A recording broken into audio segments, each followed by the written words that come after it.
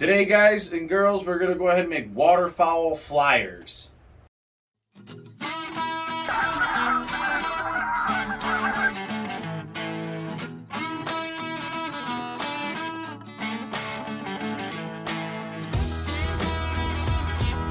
That was fun. And 7 birds come in, they gobbled hard this morning.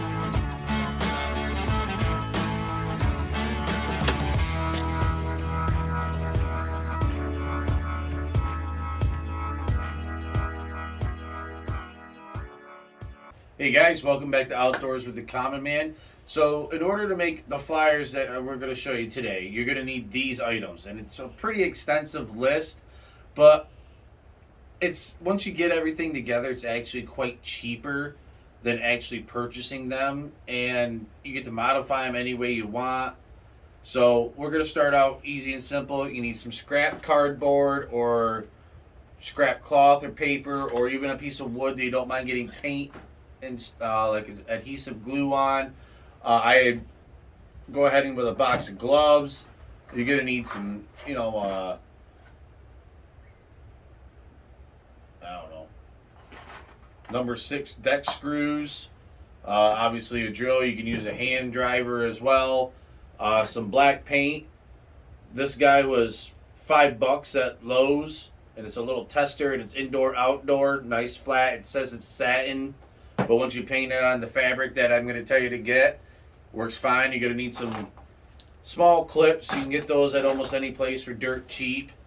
You're going to need electrical tape, and I also use double-sided tape. I think these are both like $1 or so. A small pair of scissors, a large pair of scissors, obviously a paintbrush for painting. A flathead screwdriver. This is a 1/4 by 6, so flathead. A little piece of decently strength wire or metal. These actually came out of some socks that we had for snow goose hunting.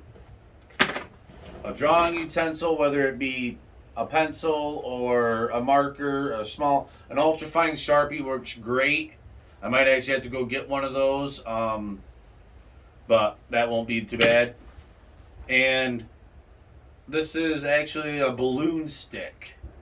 Sounds weird, but you can get them at the dollar store. And then a knife, staple gun. Obviously, I like to use spray adhesive glue. This is a fancy little wheel cutter for cutting fabric. I'm also going to use my band saw. If you have a scroll saw, you can use that as well. And one of the most important things, kite sticks. They're light. They're made of fiberglass. They're super durable. I got these at the dollar store. They're $1 a piece. I keep all the parts of it except for the kite, the tail, and the string. I keep the string as well for other things, like when I use them for like my garden or something like that, when I mark out my spots. But you want the sticks that are inside these. These ones are what? 20? Yeah, these are 22.6 inches long. You're gonna want those two sticks. So that's why it takes 2 of these dollar store kites in order to make this. Or you can find a substitute for it if you want. That's up to you. That's what I use. That's what I'm going to show you I'm using. You also are going to need. This is fusible white backing. You can get it at Walmart for like $2 a yard. So you spend like $40 on this, you could probably get right around like 10, maybe 15 decoys out of it for like, I don't know, I spent $40 on this and I made 8 decoys out of it already, and I got 16.5 yards or something like that for it. One of the most important aspects is going to be this corrugated plastic boarding. You can get this at almost any craft store like Michael's, Hobby Lobby. Sometimes they even have it at Walmart. You can order it online through Walmart, but I don't tend to find it in store there a lot. That is the components that we will need to make a flyer. Besides your basic diagram that you're going to use, make whatever shape you want. I already have some old flyers that I've had, and I just use these to make my shapes with. Okay, guys, also you're going to need this driveway reflector that you can pick up at Walmart for like $2.50. You actually don't need the reflector part. You just need the fiberglass rod that comes with it. We're going to end up drilling a hole down the middle of it so that, all said and done, this will go in the ground and your decoy will sit on top of it so it'll bend and move and catch with the wind. Without further ado, I'll get some of this mess cleaned up and then I'll come back and we'll get going on what we need to do. Alright guys, so we're going to start this out. First step, pencil, corrugated plastic. Bought this at Michael's, cost like $5 a sheet. But you can get 3 of these bodies out of it. And then you can also get the next part out of it, and I'll show you that as well. So this is one of our old ones that got all beat up and everything. It's the same material, same corrugated plastic. So we're going to go ahead and just put it on there. Just make sure everything's as straight as you can. And then we just make sure we get a nice dark line on it that we can cut easily with. Make sure everything's lined up at the top again since this neck is crooked from getting bent in the wind. And there you got your shape. And all you do is come down through and connect the lines. Darken it in places if you need to. Okay, that's the body. And then we have, well, technically that would be the flat top. This is the side view of the body. Because if you took these guys, that's how it actually goes together. So you can see what it looks like before it got all destroyed. But it looks like that. Obviously, wings would go on it. So you need to, obviously this piece, already traced that. Now I could do 3 of those this way. And then this guy actually fits right here. And I like to start off as close to this back corner as I can, so it's less to cut. Trace this guy out. Now mind you, you guys want to come up with your own goose shape, you can. This whole figure will work as long as you have 2 pieces like this. And so you can fit the head through, so you can almost make the 3D mouth and the body. Because a goose only sees in 2D. Doesn't see 3D, that's why you can use silhouettes and socks. So now, we have the top view of the body, and we have the side view of the body and head. So what we'll do is we'll go ahead and take the knife and score around this the best we can so we don't have a lot of work to do on the bandsaw. Same with this. We'll come in and try to get around this the best we can. So that all we got to do is pretty much just come to the line and as close to it as we want to get. You can make them a little smaller, you can make them bigger. This is just your basic thing. You could even go ahead and shrink this down and make ducks for your field, or instead of doing snow geese like I'm showing you today, you could go ahead and paint them for Canadians, which I probably will end up doing for this year. So, I'll go ahead and get my knife. Alright guys, so this is just my pocket knife. Nothing fancy. I've got to stand up for this one, and I'm just going to bring my knife, and I'm just going to come in. I'm going to do two swipes at it. One swipe to get through the top layer and most of the ribs and the corrugated, and the second swipe to hopefully get through the bottom layer. This is, it sucks to have to do it, but it's the easiest way to do it. Apparently I don't have my sharp pocket knife today.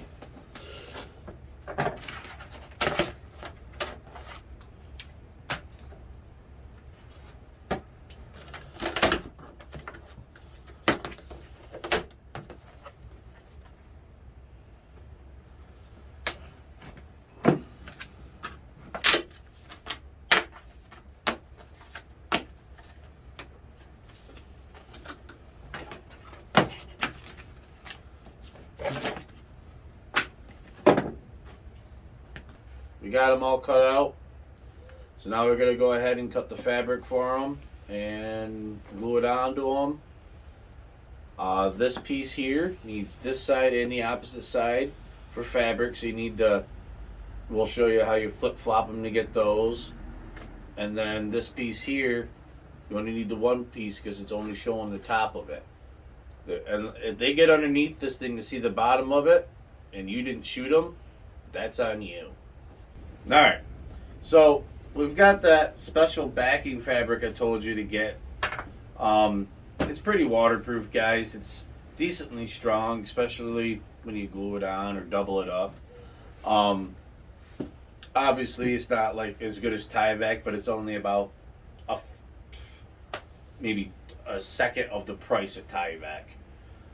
You try to buy 40 yards of Tyvek, you're going to be paying probably close to $100, $200 for it nowadays. I bought 16 and a half yards of this, and this does plenty, and I paid less than $40 for it at the local Walmart. So you're going to need the fabric. I suggest something to weigh it down, the big bulk end of it. You're going to need a cutter of some sorts. We got this fancy roller cutter that we bought at the dollar store for $1.25. Got the good old-fashioned carpenter's pencil. I got 3 of these lightweight clips here because I actually you'll see.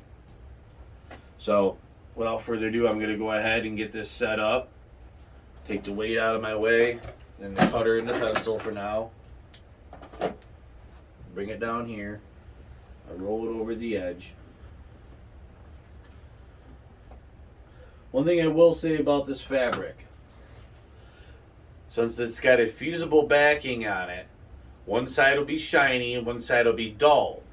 The shiny side, technically, if you were going to like put it on the back of a piece of fabric or something like that, it's made so you can iron it on and it has its own self-adhesive.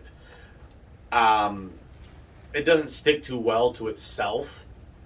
I would suggest just buying some spray adhesive, or if you want to go all out, you can go ahead and buy some spread-on glue that you want to use. I just use the spray adhesive because, well, it's a lot easier to go like this than it is to sit here and get your hands all messy trying to spread it out or trying to you ruin a paintbrush doing it. But anyways, so I clip these to the end of the sides of my table so I can get a nice tight pull on it pretty much. Then I just roll it out. Then I add my weight down here to the end. I got my knife and I got my pencil. And as always, I start with my original decoy templates, I guess you could call them. And since this one has to go sideways, I'm just going to do both of them sideways here. Usually I do 3 of them sideways of the bodies, and then take the undersides and I do 1 or 2 this way with it. So I'm going to do them both this way because, well, I'm only doing these ones right now. So just like when you were doing on the corrugated plastic, make sure everything's nice and straight and just trace it out. This is where a magic marker or a black Sharpie comes in handy, but I can still do this without. Or just trace it on the other side and not on the shiny slick backing side of it. But the way the gentleman at the craft desk rolled this back up for me after I had him measure it doesn't work out that too fancy for me. So we got that bad boy traced out. I'll just finish out the lines here. Get this guy over on here and do the same thing. Let me spread it out just a touch because I got the space. Now I don't mind if it's a little wider than it should be, because it just gives it almost like if it's hanging out the bottom a little bit and the wind catches it, or off the side of it and the wind catches it, it gives it that kind of almost like a feathery look. Now we're going to need 2 of these sides. So since I did it like this, and that'll take up the other side there, I need to flip it this way. And then I'm just going to rotate it over here, and it'll match up perfectly. Okay, now we got all 3 of them. And I'll go ahead and take the weight off in this guy because it's no longer needed. Take this fancy little cutter tool here, and just like everything else, I'm going to cut them all out individually and then go back again and cut them out so that it makes it a little easier and I have more space to work with. As you're doing it like before, go ahead and get near everything so it makes the cutting a little bit easier at the end. There's one side. And you can go ahead and unclip and move your fabric. This is just discarded. I keep all these pieces just in case. They always work great for patch pieces. I don't know if you guys can tell or not, but this is the shiny side, which is going to go against your plastic of your new decoy. Same with this one, shiny side. So when it goes onto the decoy, mind you, I still got to finish the cutting up correctly. You get this nice dull sides on it, so it doesn't look super shiny. Because I mean, they may only see in 2D, but they can definitely see shines. They can see colors. I've never heard anybody say geese are colorblind, but I mean, most birds can see color, hence why they have color. You know, the males are brightly colored and the females aren't. But that's also a defense mechanism, so the females can hide with the eggs in the brush and the males are more noticeable to the predators. But enough science. We'll go ahead and finish cutting this guy out for the body. I tend to flip my pieces a lot when I'm working on them, so that way I can see. I'd rather move the piece that's super light than move my body, which is not. And there we have the body piece, as I call it. I'll grab one of these breast pieces or chest pieces. The only problem when they fold this fabric in the store is that it likes to fold over on you and when you're trying to work with it. You can weigh it down or you can just suck it up, cupcake. Now when it comes to this mouthpiece on these decoys, especially in the fabric, I'd rather bring a pair of scissors in here and get this than try to use this guy. Do what you want, but that's just the way I prefer to do it. I'll even show you. These little scissors come in handy. Call them what you want. Cuticle shears, but these ones are not, because cuticle shears are generally curved. Alright guys, so we're going to go ahead and do the gluing up here. I already glued the one piece on this side for you and the piece on the body for you. There's two things nobody wants to watch, and that's glue and paint dry. It's boring as hell. I can't help it. It is what it is. So we got the good old Loctite spray adhesive here. Make sure you're in a warm climate, somewhere between at least 50 to and above. Obviously, you don't work in a place that's going to set that on fire. Then I got some gloves. So we're going to go ahead and throw the gloves on. Fancy blue gloves. And this is where your scrap cardboard comes in place. Also for painting. So you're going to take that, slap it on there.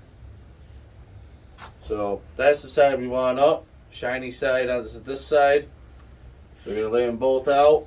Just in case there's any overspray, at least it lands on the other one. And now we're going to do the fancy shaking of the paint can.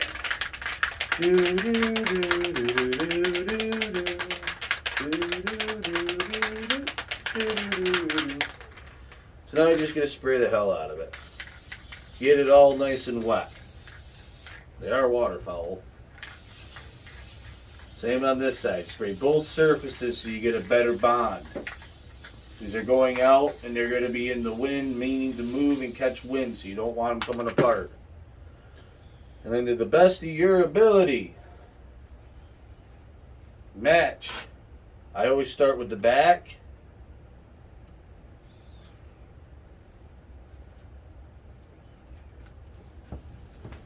And smooth it out. Don't matter if there's a couple little creases here and there.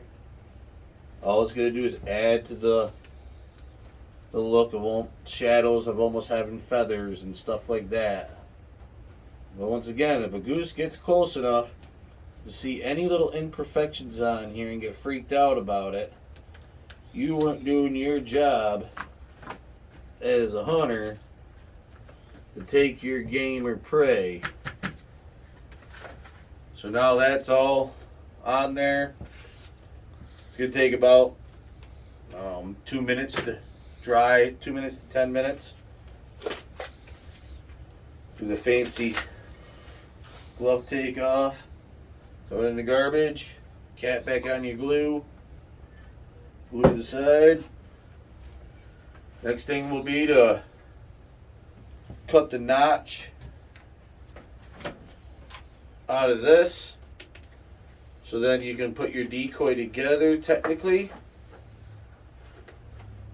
And then we'll go into showing you how we do this part for your wings. Then we'll cut the wings out and get them running as well. Okay, so we've got our, I guess, metal rod, whatever you want to use it, metal, wire. What you're going to do is you're going to go ahead and you're going to put it about right here in the goose's neck. Right down through, so that when it sits on there, it'll sit and bounce around in the wind. Now this is going to take a little brute strength, which I don't know if I have today. So we'll do it the easier way to start it. Take your little pair of scissors and puncture a couple of those strands in and give it a twist. Come back. Push through. And come back around the other side. And pull. Oh, it's gonna get the same job done to it. Depending on the way you cut this plastic, it might need to have a hole poked in for it to receive the rod. Hee hee hee hee hee. Okay. The rod has been inserted. Alright, so now we're going to go ahead and insert this rod into this piece. It's not actually a rod, it's more of a straw.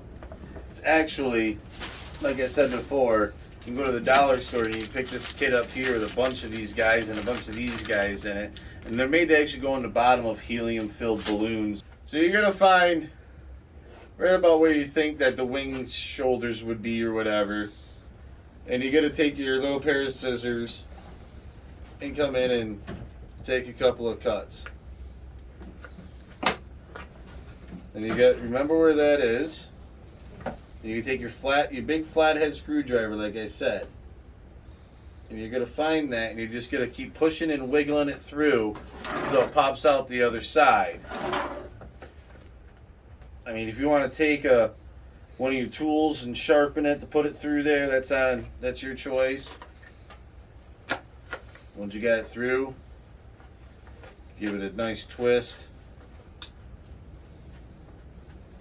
Pull it back out. And then insert your straw. Obviously, you're not going to need all of that. You're going to end up cutting it probably about there and there. But for now, I'll just leave it. It serves its purpose.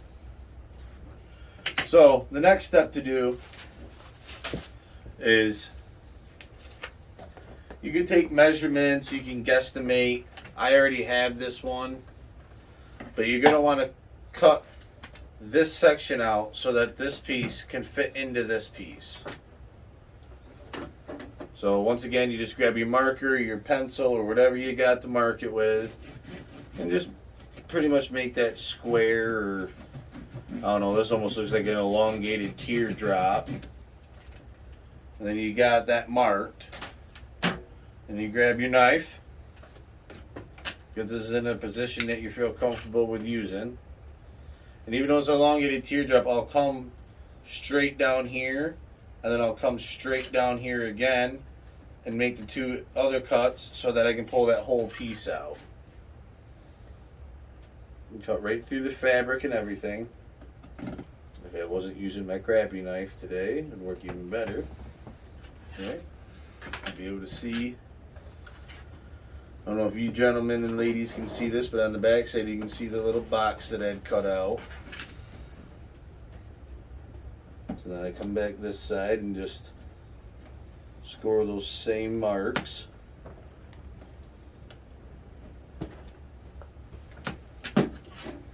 Just give it a little pop. Take your blade.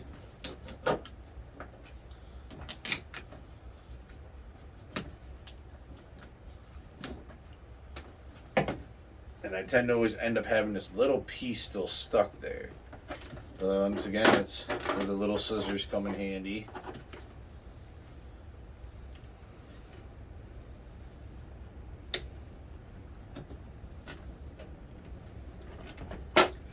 Okay, for the next step, you're going to need your drill or your handheld screwdriver, and you're going to need 3 screws. You can use whatever type you want. I obviously wouldn't use any that are longer than the damn body of the goose here, but that's your decision if you want to stab yourself in the hand. Now, no matter how many times I've done these, this mouth is never deep enough to receive the rest of the decoy. So anyways, you're going to take your larger pair of scissors and come in here and make the notch for the mouth a little bit bigger. Not much, maybe an inch at the most, half inch. And then you take a knife or your scissors, or get your little scissors again, and man, I need to sharpen that knife. Woo! Okay, then you go to take her, put it through the hole, and just work it ever so slightly so it meets up nicely.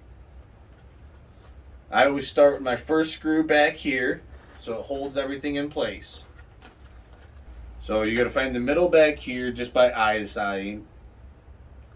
line, which looks to be about right about there. And just give it a couple of twists so it starts getting through. It's easy enough just to get through this stuff with just by hand. And meet it up at the back. Then you take your drill and screw away. This space you have right here, the other 2 screws will take care of that. So then I go up to the neck and I screw the neck in next.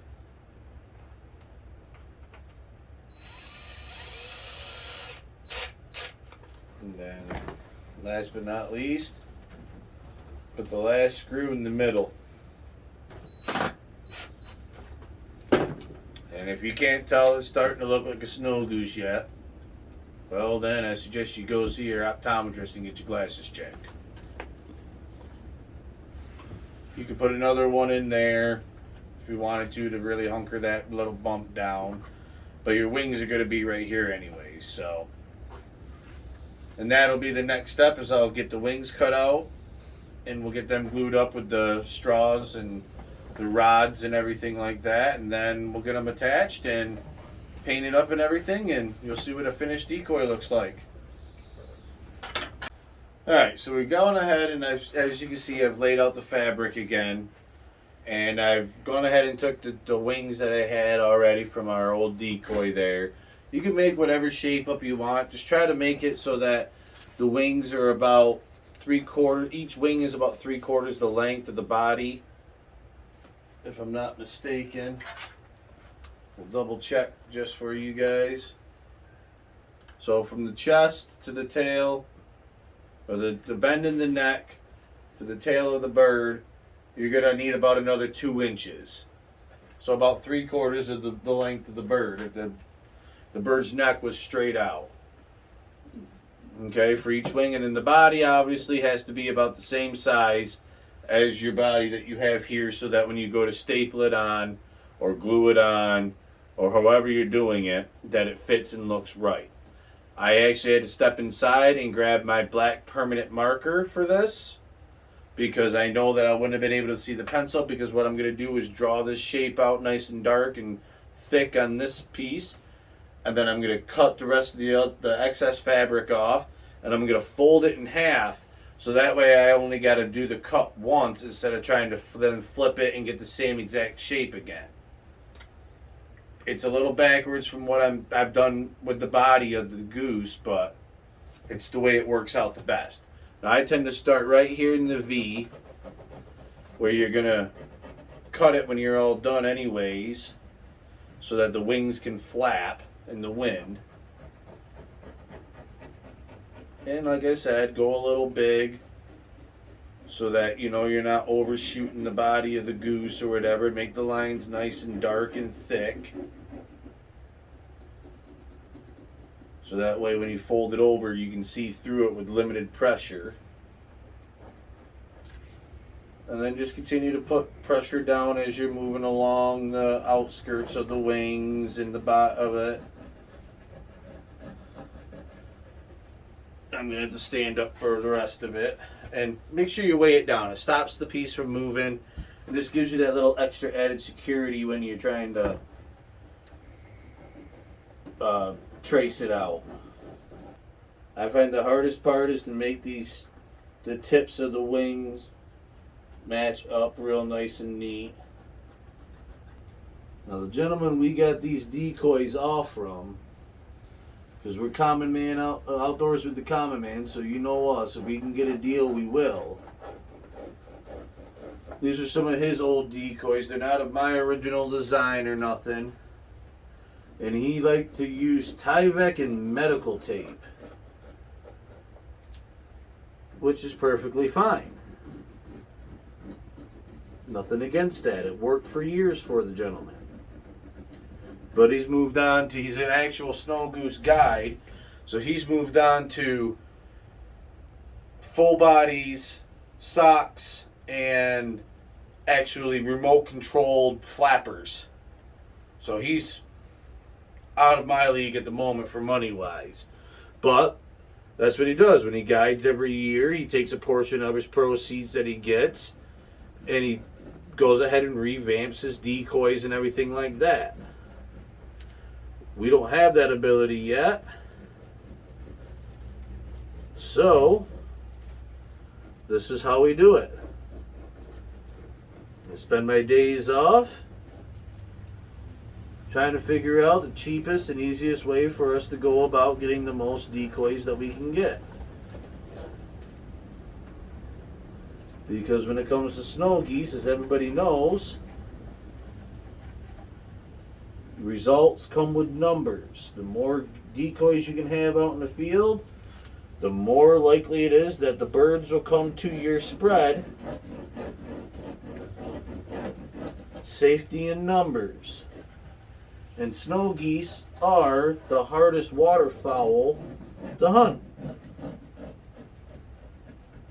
Because if you're in northern New York like we are, these guys get hunted all the way down to Arkansas and all the way back up. So by the time they get up here in the spring, they've seen every damn trick in the book. So now we can take our weights off in the wings. And we can take the wings off. And as you can see, we've got a good shape. So we'll get rid of that because we won't need that anymore. Get rid of these weights for now. We'll use them again here in a moment. Take our handy dandy trustful roller cutter and try to get rid of as much of this excess here as we can.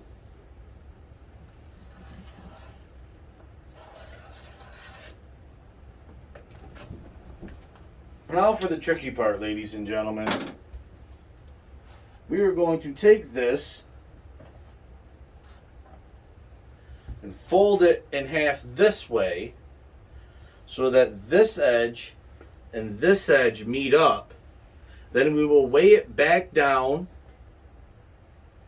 and then we will proceed to cut the wings out. I always cut from here to here and across so that after I'm all said and done, this is the last cut I make. So that way I have a nice piece of material to work with the entire time that isn't flopping all over the place. So we'll go ahead. This is why it's tricky, because it doesn't really like to fold this way.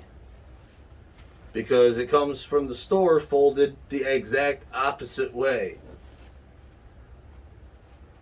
So you got to meet up. Don't worry about the side edges. Those are not going to meet up. Why? Because they weren't square to begin with.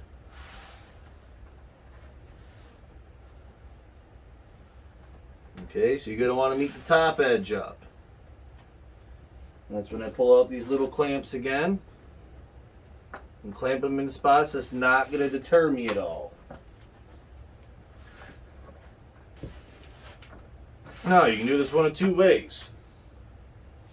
You can sit here and put pressure down on it as you're cutting to see through it, or you can put pressure down and draw. It's up to you. I'm going to try to make this crease here as best as I can. And then I'm just going to use my pressure as I'm cutting. And I should be able to, when I'm done, be able to basically fold it out. And I'll have both sides of the wings. And then I can go ahead and we'll put the sticks for the wings to keep them out. And then we're almost done, ladies and gentlemen. Almost. Grab the handy dandy cutter here. What I like to do is start here at the edge and come right up the wing out to this tip. And I'll do the same thing over here. Come up this way and out to this tip. And run it right up to the tip and off. And kind of switch your stance. Do the same thing over here. Okay, so the bottom of it's already all cut. Okay, so you come back up here into the top. Find where you want to start. Just keep in front of your blade. Get those nice little curves put in. And then I'll probably take this one off so I can get around it easier. And yes, you do got to apply a decent amount of pressure. Okay. So now I'll take these clips, and I'll reattach them so that my patterns don't move. Get everything all nice and lined up. This way when I go to cut over there, everything stays where it's supposed to. Now mind you guys, I can probably rip through probably 5 or 6 of these in about 2 hours, but I'm also taking the time to slow it down and show you guys as always. So I'll take this clip, pull it off, do the same thing over here, get in this groove that I already cut. Like I said, take these clips off without moving everything around too much. Come back in and replace the clips so you know where everything's lining up right. And take the excess fabric out. There's a pair of wings. We'll need this one more time in a moment. All the clips can come off now. They're not doing us any good. So we have our wings. They're cut exactly the same. So after you want to go, when you go to spray glue them, you should be able to just kind of fold them over again and just smooth them out. Make sure your edges all meet up and you're good to go. Alright, so before we glue them all up and everything, I told you about these dollar store kites that we would need. So when you open up the package, you know, obviously you're going to get your kite, you're going to get your string that I keep, you get your tails for your kite, and you're also going to get your cross pieces for your kite. Now, I saved these for other projects. They come in handy when you need to, they just come in handy. I have a whole bunch of them around here somewhere. Oh, they're inside this. A whole bunch of them. Now the stick you're going to need And I'm sorry to any kid out there that wanted to have a kite to go fly, and I bought them. But when I got there was about 70 of them sitting on the shelf, so I can't be blamed. You want this middle stick. This is the one that's just about 22.5 inches long. I don't need the kite. You could take this and use it as some kind of plastic covering for something, or I've even attempted to paint these white and draw us on there, and so that I could fly it in the air and have a kite kind of a decoy, but it doesn't work that well. Maybe other companies have figured something out better. To make them at home, it doesn't work that well for me. So generally, I would take my hammer and my knife and I'd cut this off, but I figured with enough pressure, this little piece could come right off. Now you can save this, and you can take three of these pieces, and you can put one right back through there. They're the same exact size. And then you could take two more, just like normal. Come here. I mean, you could make something out of that. Ah. I don't know what, but you could. A duck decoy. I mean, yeah, you could use that to make a duck decoy. Producer's right. Slide that bad boy up towards the front. Bam. Now you got a duck decoy. Good idea. But that's why I always save all the little pieces out of them, except for the plastic sheeting, because I don't use it for anything. But anyways, so I've got double-sided tape here. This is where this comes in, like I said it would. You're going to take your knife or your roller cutter, and you're going to put this bad boy right in there, so that this will meet up with the straw eventually that's already on your decoy. So how are you going to get it out there to it? Well, I put a small slice right here in the fabric. That way the stick's going through the wing, and then it comes out underneath it and goes into the straw. It works great. It's the same way that my buddies did it. So I pick a spot. Alright. So we're going to do the same thing with this other kite. Get it open. Pull everything out. Save what I want to save. Throw the rest of it away. Okay, once again, we need this stick. So we got the stick out of the other kite. Like I said again, pull that piece off. So same thing over here, guys. Try to find a common spot where it'll be close to the tip of the wing, but it'll come out near about the same angle as the other one. And then just grab your handy dandy knife or whatever you're using. Figure out where you want to make your slice. Put your little notch in. And then slide your rod through the slice.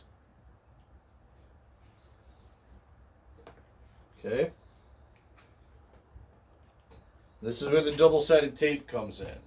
The reason I use double-sided tape is so that if for some reason I don't get exactly enough glue around this area, the double-sided tape will help hold the wing in anyways. Don't need a lot, just enough to cover the end of the rod.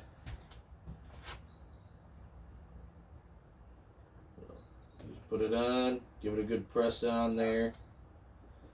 And I give it a minute to bond while I'm putting the other side on. Figure out exactly where I want the placement. And this way it also doesn't move while you're spraying and trying to fold everything over and everything. Now this is where small scissors or another knife, or if you have fingernails, which I don't have, you just want to peel back the edge of the double-sided tape. It'll hold the rod in place on the wing tip. Now comes the fun part again. Time to glue it. Now, generally I'd grab a big piece of cardboard, move everything around, put it underneath it. But in the last couple of days I've made so many damn decoys on this table, it's got spray glue all over it. And paint. So for this one, I will not worry about putting the cardboard under it. This is just a work table anyways. It's all cut up from knives and everything else. So I'll put on a fancy pair of these gloves again. And I'll get my spray adhesive, shake it up, and I'm going to coat a heavy coat on both sides of this. And then I'm going to grab one of my little wood clamps here. And I'm actually going to take it, hang it from my ceiling, so that, and then open my door to my shop and let the breeze come in and swirl around to help dry it all off. It'll also help us when we go do the same thing when I go to paint the wingtips. The airflow will help the paint dry faster. It'll help this dry faster. So, we have the Loctite spray adhesive. Try to get any dirt and debris you have in there off in it. If you got any in it. And then I like to try to get everything centered in the middle of the table. As best I can. Because like I said, I'm going to take it, spray it all down, and then if everything goes to plan, all I should have to do is take this and fold it. Then I'm going to press down the center. And the way I think about it is like if you're going to put on a decal on a car or a sticker on something, you start in the center and you work your way out so that you can push any of the bubbles or anything else out towards the edges. Obviously there's not going to be any bubbles here, but you might get a crease in the fabric or something like that, and I'd rather have it out on the wings that are moving, that are harder to notice, than in the middle of the body that's just sitting there. These decoys will flow through the air, they will flap. I've had them do helicopters, which is kind of fun to watch when you're bored and blind, or bored sitting on the ground. Now, this actually ended up having a little gunk left on it, so I'm going to take a scrap piece of the plastic, take it off in there, get off me, and do the fancy, wonderful shaking of the stuff again. Make sure it's all mixed in there, so you're not getting places that that get sprayed, but it's just some kind of liquid and it's not really sticky. All right. So we'll try to flatten that out nice. It's going to have a bubble just because the way it was folded. And then spray the ever-loving crap out of it. All of it. The edge is really good. Go right over the rod and everything. You go over it a little bit. That way you know you've got the edge good. But there's just enough left in this can to do this wing, which is good.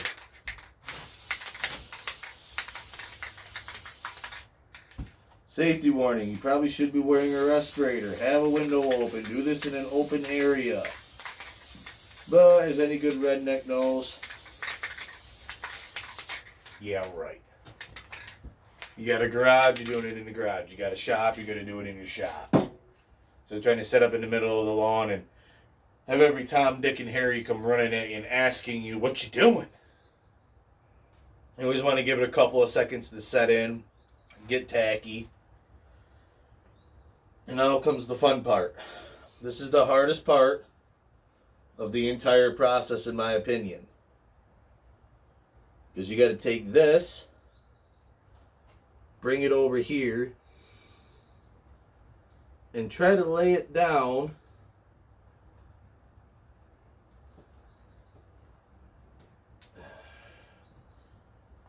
as cohesively as you can. As you see, I got a little bit of overlap on both sides. But I'm going to make sure that this top line is good. And I'll come back underneath and try to smooth out this bottom the best I can. Remember, nature isn't perfect and neither do you have to be. So if you got a couple of wrinkles in it, that's alright. They're going to be flapping away.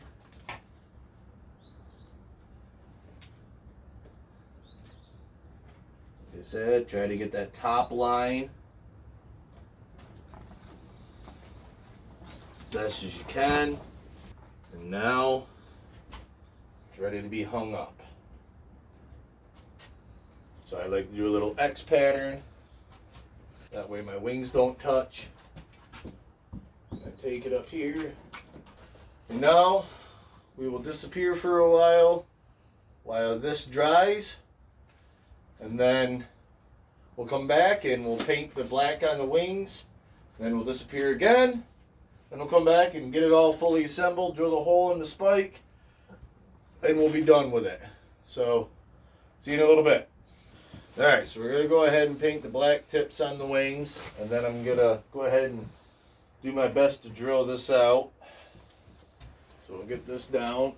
This is all, should be nice and dried now. So when you do it this way, guys, the poles go underneath the wings. Remember that. So I'll get my marker out. And then the black starts like here on the tip, but then it curves down and about halfway through it. So you want to tip it, come down, carry it out.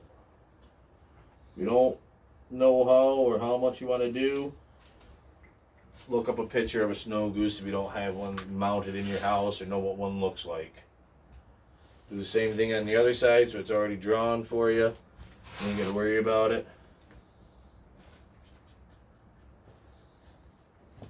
It don't have to be perfect. Like I said before, nothing in nature is absolutely perfect. Just like humans, animals all have their own little traits and differences. Each one's an individual. They all look the same, but one's going to have a black feather here where the other one doesn't extend that far. So then, we'll crank her over this way. Like I said, got this black paint from Lowe's. Sponge brush, and I'm just going to dip it, curve my line in, and then just paint all over this damn box like there's no tomorrow. And then flip it around and do the same thing on the other end. But I don't feel like getting covered in black paint today. So, do it this way to save me.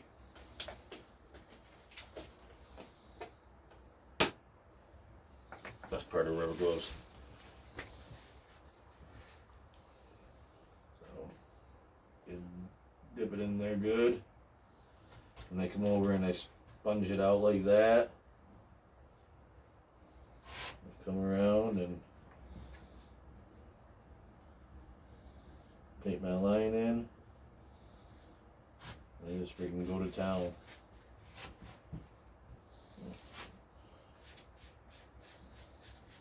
Get a nice heavy coat on there so it doesn't bleed anything through.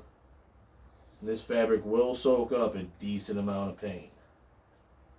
That sucks, I did that, so I'll extend the line out a little bit more here in a minute.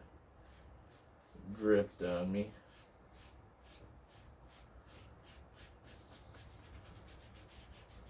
Work that stuff right into that fabric.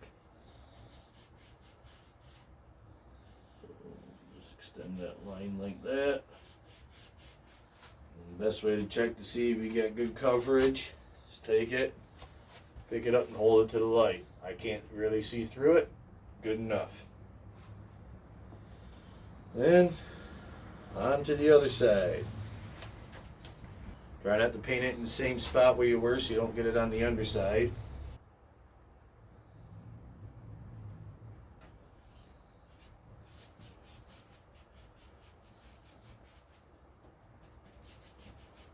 Now that's good to go.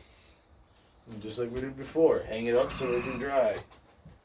Now for the really long, boring, monotonous part. I'm drilling this guy. Alright, so we've got the old reflector rod here. Then we got the drill with a drill bit that's pretty much just about as wide as, give you a little leeway around, and then we got some electrical tape. Okay, if I do this correctly, I'll be able to drill a hole down through here, and you'll see me doing it, and the pole's gonna wobble like that. And it'll get about down to here or so. And the drill bit won't come out the side. But you're gonna probably run into this just like I did. The drill bit probably will travel off to the side or something, because there's no way you're gonna, because you're gonna be putting a decent amount of force down on this fiberglass rod. So if the drill comes out the side, all I do is I just wrap an absorbent amount of electrical tape around it, and it seems to cure the problem. Everything stays where it should. We're good to go.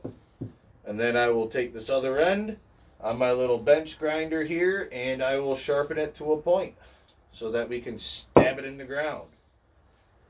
So I know there's got to be 1,000 safer ways to do this, but I'm working with what I got. So drill's going. Just try to get it centered as best as you can, and just go slow as you can. Let the drill do the work.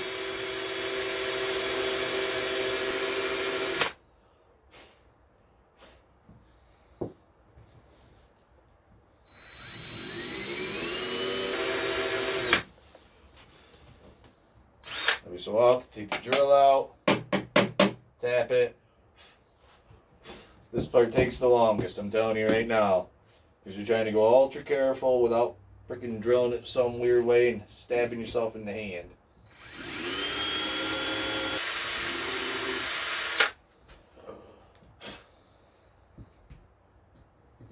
Looks like my hand's friends with Tony Montana. On a bump.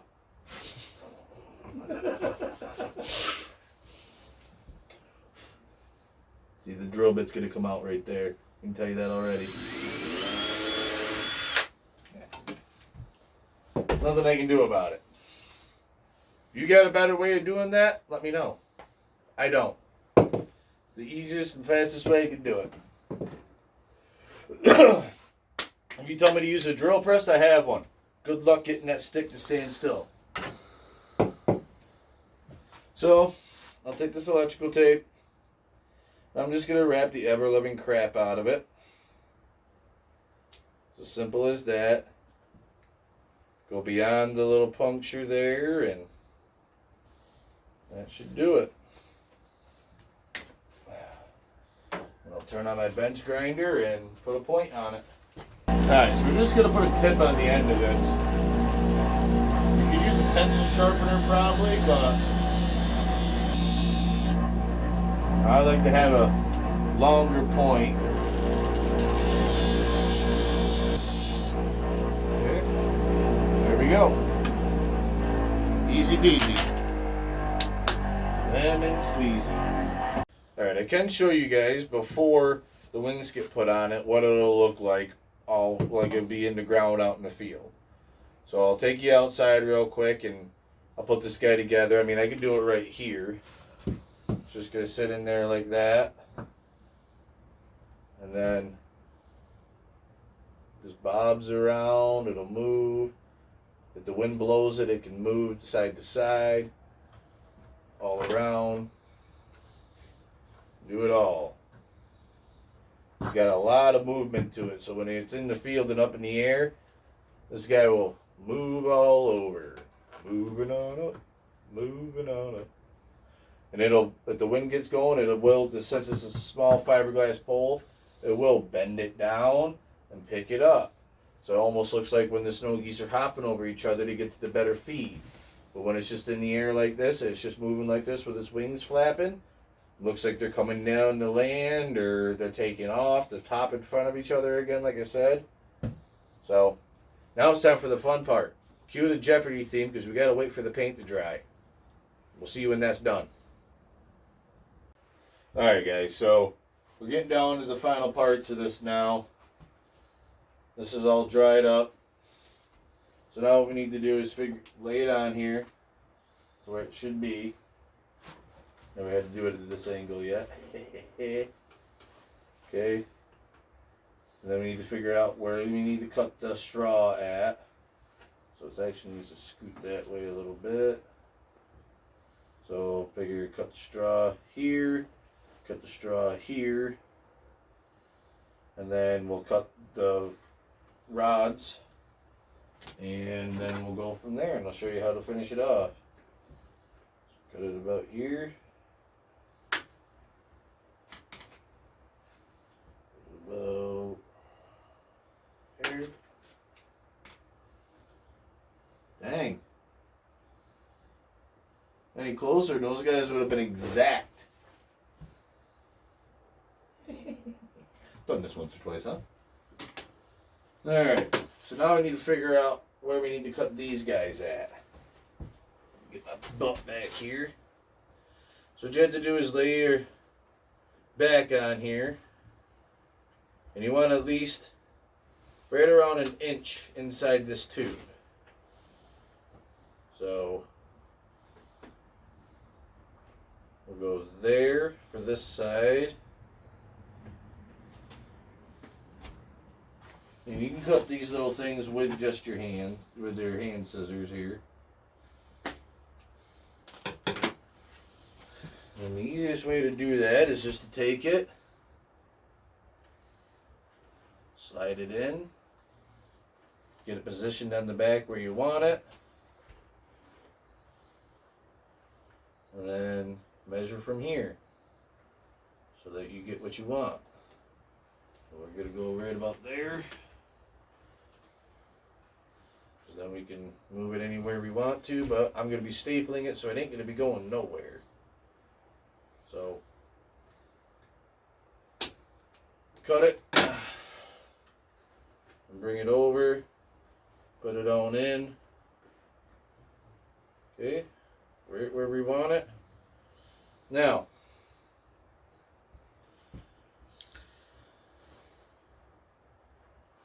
right there.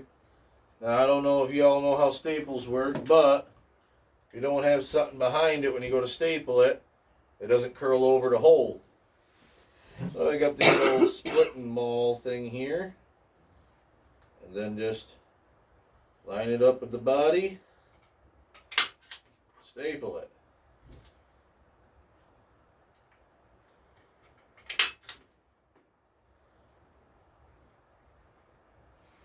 I'm going to sit down for this because I can't see underneath.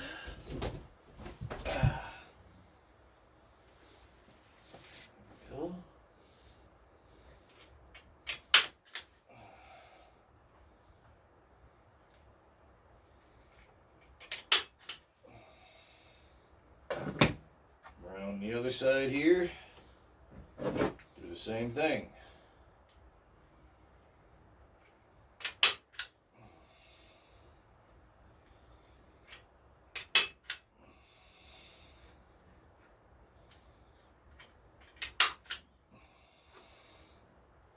Well, 4 staples should do it.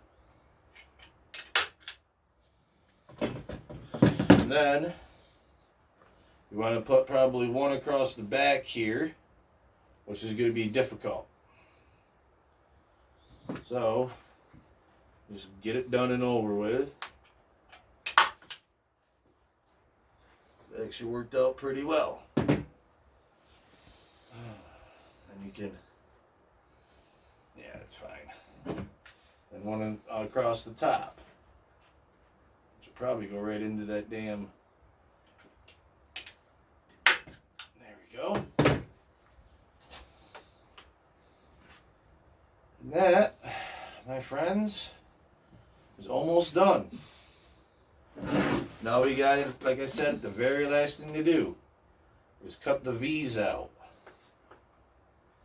So you want to come from the body up, and you only want to leave about 3 inches from the top of the wing. Then you come down and fall, you know, you already had those lines drawn there. But since the body's right here, come up around the body. And don't make too aggressive, too huge of a cut. Just try to give that curve on the bottom of the back of the wing.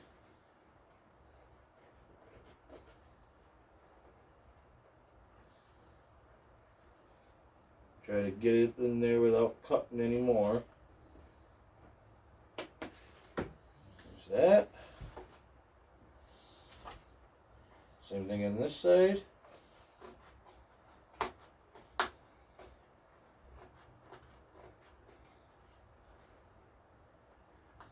Over, get that little curve in it.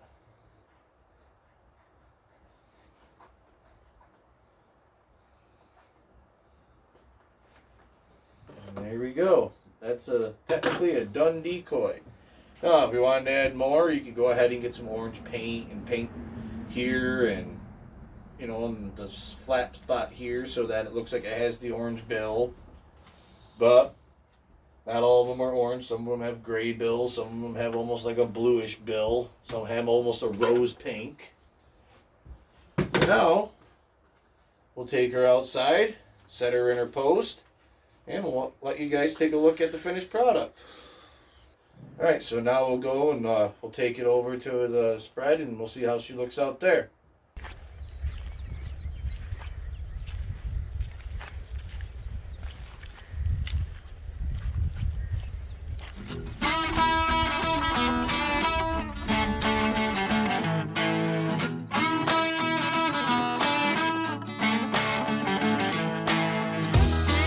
Don't forget to stop by Worthington's for all your firearms and ammunition needs. When you stop by, mention Outdoors with the Common Man, receive a 5% discount off in your order. Thank you.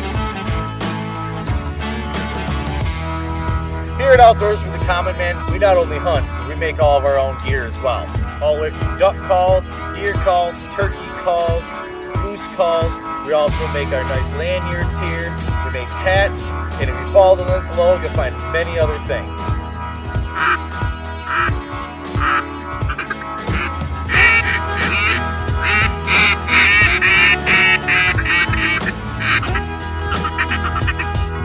Hey, where's all the hens at? Yes, they do work then. Yes, they do. Side effects may include successful hunts, the urge to buy more gear, the urge to hunt more, annoying your significant other,